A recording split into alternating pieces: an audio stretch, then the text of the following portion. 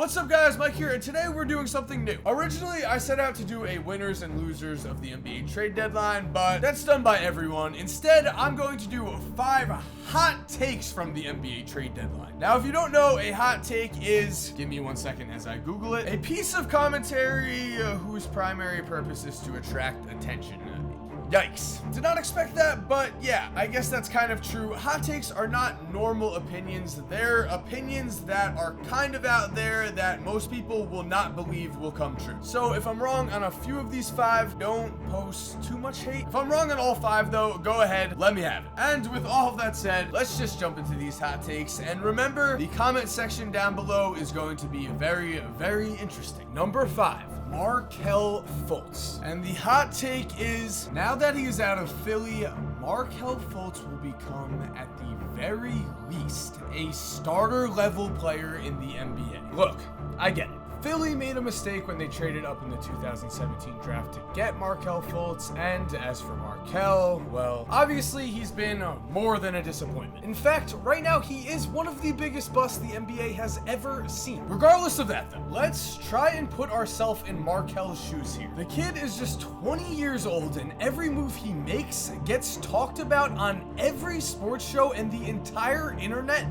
non-stop. His weird looking jumpers are laughed about on Instagram. The rumors that this is all in his head are all over Reddit. The tweets his trainer deleted were reposted on Twitter, you get it. Whatever. I'm guilty of it too. Obviously, I've made videos about Markelle, and just looking at his situation as a whole, the failures of Markelle Fultz have already been dissected enough. Which means, with this trade to the Magic, let's just all agree to give Markelle a fresh start. And in my opinion, that is why Markelle comes out as a winner here. In Orlando, Fultz really does have the opportunity to completely change the narrative that has already been written about him. For the first time in his career, Markelle is out of the spotlight, and I've got to say, this is the best thing that could have possibly happened to him. Again, we're in Markelle's shoes here, and just think of this. You were the #1 overall pick in the 2017 draft. You were expected to come in and make an immediate impact, and instead, you suddenly could not shoot a basketball, something you've done your entire life. And on top of this, as you try to figure out what is going on with your body, the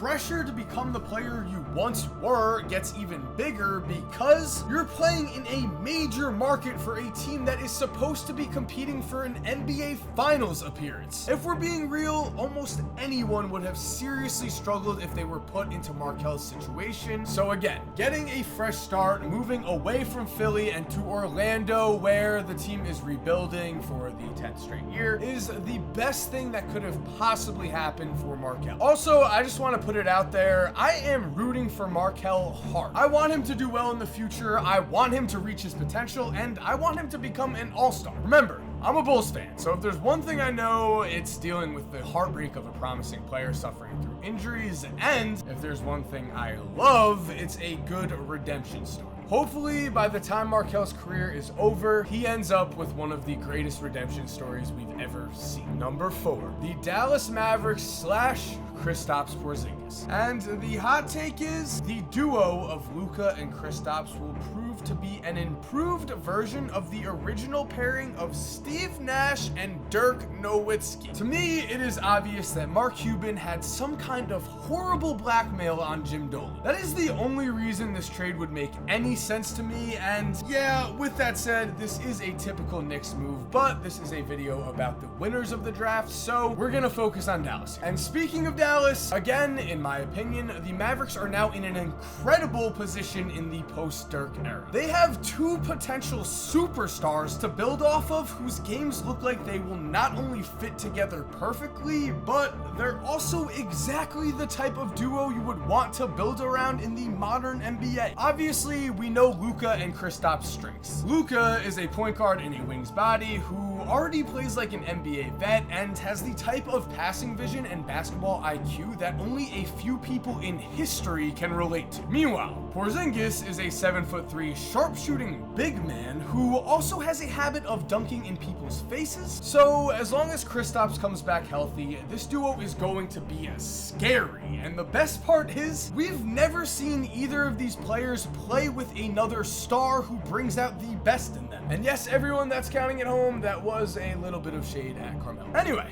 as for the actual trade that took place here, I again think this was a no-brainer for Dallas. Sure, the Mavs took on some bad contracts, but they can afford to wait until the summer of 2020 to make a move in free agency. That would actually make the most sense anyway, because it would give Luka and Kristaps a year to prove themselves to potential free agents. As for losing DeAndre Jordan, yes, he is an all-star caliber player, but he also was an expiring contract, so there was no guarantee he was staying in Dallas anyway. Looking at the picks that Dallas gave up, as long as Porzingis comes back healthy, which every report has said he will, those picks should be somewhat meaningless, because at the end of the day, the NBA has kind of a hard rule. If you have a chance to get a legitimate superstar, you take it. Actually being able to trade for a star player is extremely rare in the NBA, especially a star player that's young like Kristaps. So even if Dallas gave up a lot more in this trade, I would still love it. The thing is though, they didn't really give up that much, which means this isn't really a risk. Again, it would not surprise me if Jim Dolan and Mark Cuban had a crazy night out, and Jim doesn't exactly remember the night. Just kidding, Jim Dolan, do not sue me. Moving on, number 3,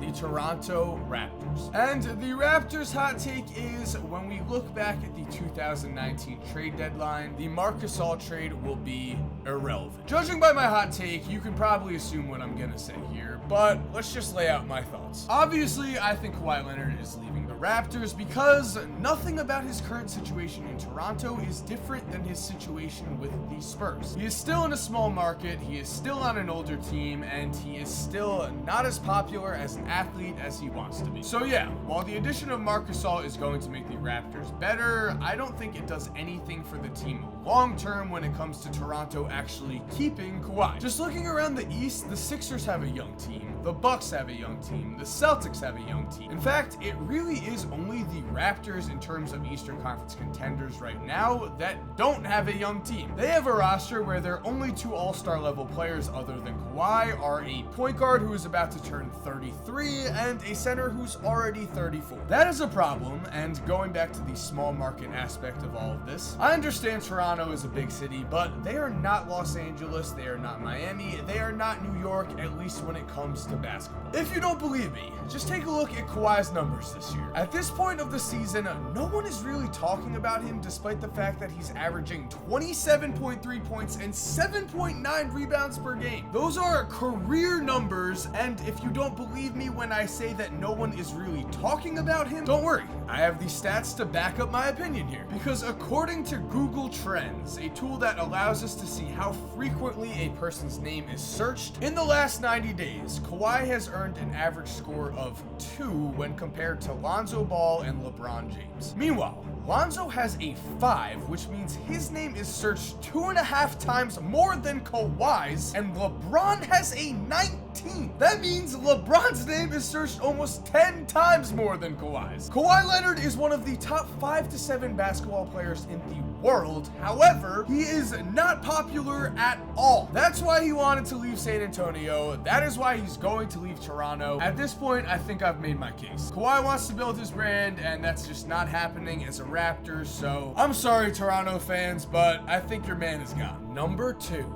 The Sacramento Kings. Hot take, Harrison Barnes will prove to be the perfect veteran to lead the Kings into a run of several playoff appearances in a row, including this season. Since he became a Dallas Maverick, Harrison Barnes is the classic example of a player being asked to do too much, and that's not his fault. This kind of thing happens all the time when an almost all-star level player is on a bad team, and it's unfair to blame someone like Barnes for being forced into a number 1 scoring role when they just aren't that guy. And obviously, since Barnes has joined the Mavericks, Dallas has struggled, and this season, Barnes has also struggled, which is concerning. However, I still believe in the role player version of Harrison Barnes, and the reason I think he'll be fine in Sacramento is that Dallas's offensive system just does not match up with his game at all. In Golden State, save for one very, very bad game, Barnes proved that he has what it takes to be a quality starter in the NBA. With that said, of course, the Golden State Warriors play a very fast brand of basketball, and the Dallas Mavericks do not. We don't really need to dive too deep into the stats here. We just need to know that right now, Dallas ranks second to last in the entire league in field goal attempts, while Sacramento, they rank 4th. So again, going back to his Golden State days, Harrison did play very well in a fast-paced offense, and he also played well as the 4th option when he was on the court. Being the 4th option, Barnes was not expected to be an isolation type player. He was more of a catch and shoot guy. However, in Dallas's system, Barnes has become that kind of isolation guy, and the results have just been horrible. Now we are diving deeper into the stats, and we find that when Harrison Barnes shoots the ball without taking a single dribble, his effective field goal percentage is 57.5%. That is well above the league average of 52.3%. It's solid. However, as soon as Barnes takes a single dribble, his percentage plummets to 46.2%. So basically, if Harrison Barnes starts dribbling the basketball, his effective field goal percentage immediately drops by over 10%. And the more he dribbles, the worse he gets. So as long as Sacramento uses Harrison correctly, I do think they're going to get a solid starter, and I don't think they gave up too much in return. Zach Randolph was not playing on this team, and yes, Justin Jackson is a nice piece, but I don't think he's someone they're going to regret giving away. Now, as for the hot take here, with Barnes stepping in as the number 3 scoring option, that's what I'd expect with Buddy Hield having a career year and De'Aaron Fox taking a substantial leap in his second season. Yes, I do think the Kings are going to make the playoffs this season. They're currently behind the Clippers and tied with the Lakers, and the Clippers just traded Tobias Harris, so in all likelihood, they're going to be a worse team. And as for the Lakers, well, I believe in LeBron. I think the man is the best player in the NBA. I just don't know how you fix the chemistry there. The man just tried to trade his entire team. Just look at this picture. Here he is sitting on the bench. Why does he look like a fan sitting in the crowd and not a part of the team? AKA, why are there several seats in between him and his teammates? I don't know. It doesn't look good. I mean, it is LeBron. He's always found a way to make things work, but this is a video of hot takes, and so I'm going down with this. The Kings are making the playoffs. And number 1, the Milwaukee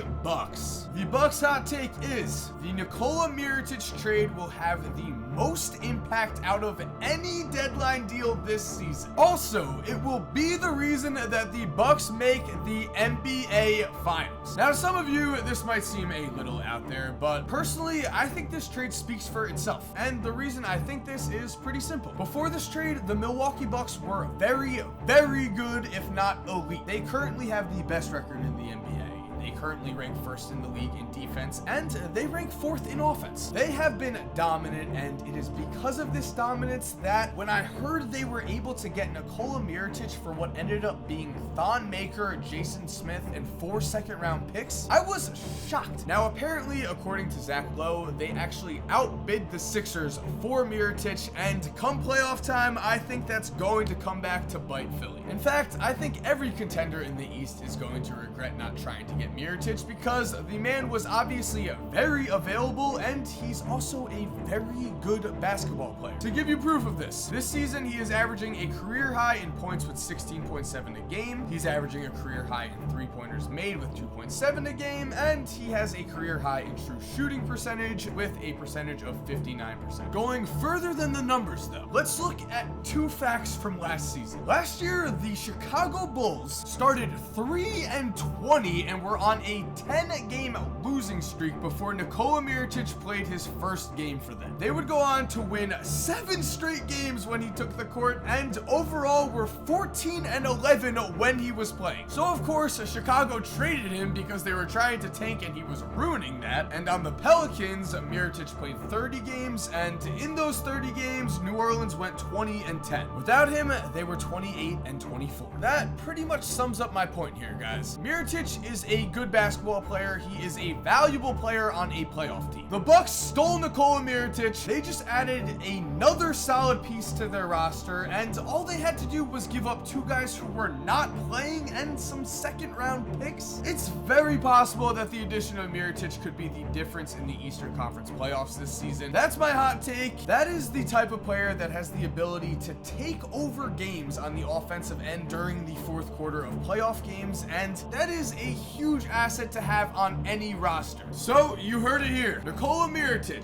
Giannis Antetokounmpo, and the Bucks will be in the NBA Finals. Meanwhile, Thon Maker will be sitting at home, hopefully defending me, because I never said the man was going to be the MVP. I said he said that. It's in the title. Stop giving me crap for that. I do understand the Lonzo thing though. So there we have it, guys. Thank you for watching. I hope you enjoyed. If you're new to this channel, it would be awesome if you subscribed. I have so many videos coming up. So many of them are like 3/4 done. Trust me, there is going to be a lot of quality content being posted very soon. If you're already subscribed, thank you so much for supporting. You're awesome. We all know it. As always, have an awesome day and cue that music. By the way, if you're still here while the music is cued, here are 2 videos I think you are going to love watching. All you have to do is just click on either one of them on the screen right here. And other than that, guys, again, have a great day and peace.